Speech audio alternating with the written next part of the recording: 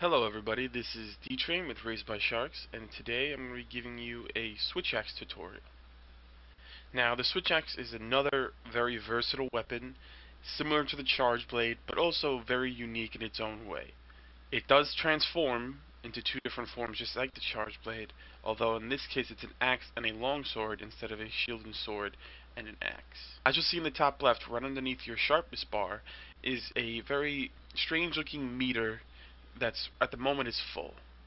This meter is the energy that you have while you're in sword mode. As you perform attacks in sword mode, your energy is depleted based on the strength of the attack. So different combos will take away different amounts of energy. One of the benefits of using the switchaxe is you can pretty much infinitely combo as long as you can keep your stamina up.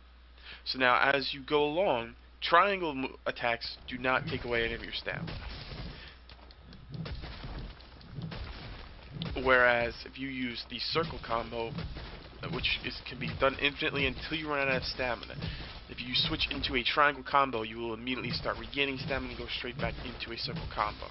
You can do massive amounts of damage on an opening on a monster, especially on a slower monster or a larger monster. Similar to other weapons, your sharpness will go down very quickly with the switchaxe. Now, in order to switch into the sword mode, you must hit R2. And depending on the switchaxe you have, your phials will now take effect. They could be elemental, they could be impact phials. There's all kinds of different varieties of switchaxes. In my case, I'm using a poison phial switchaxe. As you see in the top right, you have three options: overhead slash, elemental discharge, and double slash. Now as you attack, you'll notice the meter in the top left will start to glow on the outline of it and slowly build up towards the point of the sword, but as your energy depletes. That will lead you to do increased damage, and your phials will take 100% effect, and you will deal massive amounts of damage. The best move to use once you are fully charged is the elemental discharge, which is very, very useful and creates a massive amount of damage on a monster. Now, as you can see, the sword is now glowing, and if you perform the elemental discharge like so, you hit both circle and triangle, and then you have to keep hitting triangle until there's a large explosion. In my case, it's poison, so there's a purple cloud. Now, you may have noticed briefly it went down to a axe, and it's forced me to go back into axe mode.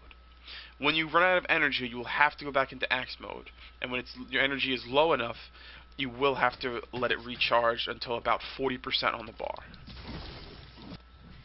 Now, as your axe is completely empty, you can hit R2 to reload, which will take about the same time as sharpening, a little bit less, and it will immediately give you a large chunk of your energy back. It's very convenient if you have the opening and the time to do so.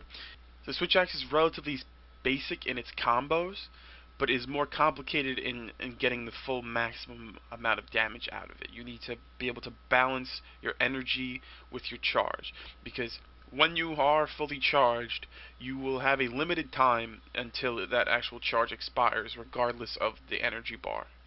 The outline will start to blink red, and that's when you know you need to get a good attack in before you need to recharge. Now, there are a few other little combos, such as the aerial combo, as you do have two aerial moves, one with a triangle attack and then one with your R2, which has slightly more range than the triangle attack. There are a few other nuances with the combos. There is a forward stab. If you are moving with the axe and hit triangle, you will do a forward stab. If you are moving forward and you hit triangle and circle, you'll do a rising slash. In previous Monster Hunter games, the rising slash had the most range of any bladed weapon in the game. I'm not sure if that's still the case in Monster Hunter World, but it was in previous games. So take advantage of that on monsters that are flying or just have very high tails. Let's head over to some gameplay where I could show a little bit more specific things that only really apply to real monsters and not to the training room. Now, when you first encounter a monster, you're going to want to try to get your charge up as quick as possible, so that way you can immediately start destroying them with as much damage as possible.